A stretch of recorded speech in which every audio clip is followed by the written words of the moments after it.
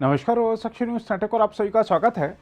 चीन की संसद ने राष्ट्रपति शी जिनपिंग के बेहद करीबी सहयोगी ली कियांग की देश के नए प्रधानमंत्री के रूप में नियुक्ति को अपनी मंजूरी दे दी है। ली कियांग ली खचियांग का स्थान लेंगे, जो पिछले 10 साल से दुनिया की दूसरी सबसे बड़ी अर्थव्यवस्था के प्रधानमंत्री पद पर काबिज रहे थे। नए प्रधानमंत्री के रूप में कियांग के समर्थन में नेशनल पीपल्स कांग्रेस के 2936 सदस्यों ने मतदान किया, जबकि उनके विरोध में मात्र 3 मत पड़े। हम आपको बता दें कि ली कियांग वही शख्स हैं जिन्होंने चीन की जीरो कोविड पॉलिसी बनाई थी। अत्यंत क्रूर इस पॉलिसी की पूरी दुनिया में आलोचना हुई थी और चीन में कोरोना की हालिया लहर के दौरान तो स्थानीय जनता भी इस नीति के विरोध में उतरी थी। वैसे तमाम आलोचनाओं के बावजूद ली कियांग को यदि प्रधानमंत्री का पद मिल पाया है तो उसका एकमात्र कारण उनका जिनपिंग से करीबी होना ही है। कियांग का प्रधानमंत्री बनना तय माना जा रहा था क्योंकि उनके नाम का प्रस्ताव खुद शी जिनपिंग ने किया था। कियांग कुछ समय पहले तक चीन के टॉप 5 नेताओं में भी शुमार नहीं थे, लेकिन अब प्रधानमंत्री बनते ही वह चीन के दूसरे सबसे शक्तिशाली नेता बन गए हैं। कियांग पर सबसे बड़ी जिम्मेदारी चीनी अर्थव्यवस्था को फिर से पटरी पर लाना होगा, जो कि कोरोना के चलते बुरी तरह तबाह हो गई है।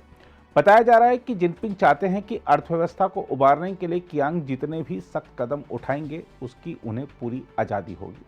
हम आपको बता दें कि चीन के वर्तमान संसद सत्र के दौरान जो बड़ी नियुक्तियां हुई हैं, उनके मुताबिक राष्ट्रपति पद शी जिनपिंग के पास ऐतिहासिक रूप से लगातार तीसरी बार आ गया है। ली कियांग प्रधानमंत्री बन गए हैं, ही लिफेंग उप प्रधानमंत्री बनाए गए हैं, झाओ लेजी चीनी संसद के अध्यक्ष चुने गए हैं, वेंग हुनिंग को चीनी कम्युनिस्ट पार्टी के राजनीतिक मामलों की सलाहकार समिति का अध्यक्ष बनाया गया है। इसके अलावा डिंग शुशियांग को कार्यकारी उप प्रधानमंत्री बनाया गया है।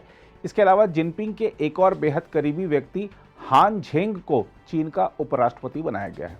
जहां तक चीन के नए प्रधानमंत्री कियांग की बात है तो आपको बता दें कि कारोबारी समर्थक नेता कहे जाने वाले 63 वर्षीय ली कियांग सत्तारूढ़ कम्युनिस्ट पार्टी ऑफ चाइना यानी सीपीसी तथा सरकार में दूसरे नंबर के अधिकारी होंगे।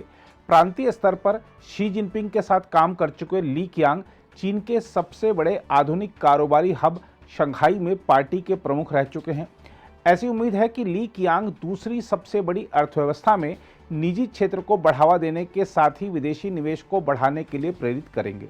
हम आपको यह भी बता दें कि चीन के निवर्तमान प्रधानमंत्री ली खचियांग ने इस साल अर्थव्यवस्था के लिए 5% की वृद्धि दर का प्रस्ताव दिया है, जो कई दशकों में सबसे कम है। दूसरी ओर जिनपिंग की बात करें तो आपको बता दें कि चीन की संसद ने अभूतपूर्व रूप से राष्ट्रपति शी जिनपिंग को 5 साल का तीसरा कार्यकाल देने का सर्वसम्मति से समर्थन किया है, जिससे उनके ताउम्र सत्ता में बने रहने का रास्ता साफ हो गया है। चीनी संसद नेशनल पीपल्स कांग्रेस यानी एनपीसी ने जिनपिंग के राष्ट्रपति पद पर तीसरे कार्यकाल पर मोहर लगाने के साथ ही शक्तिशाली केंद्रीय सैन्य आयोग के अध्यक्ष के रूप में उनकी नियुक्ति का भी समर्थन किया है। हम आपको बता दें कि केंद्रीय सैन्य आयोग का अध्यक्ष चीन की पीपुल्स लिबरेशन आर्मी यानी पीएलए का प्रमुख भी होता है। 20 लाख सैन्य बलों वाली पीएलए दुनिया की सबसे बड़ी सेना मानी जाती है। एनपीसी की राष्ट्रीय स्तर पर प्रसारित कार्यवाही में 2950 से अधिक सांसदों ने सर्वसम्मति से जिनपिंग के चुनाव की घोषणा की।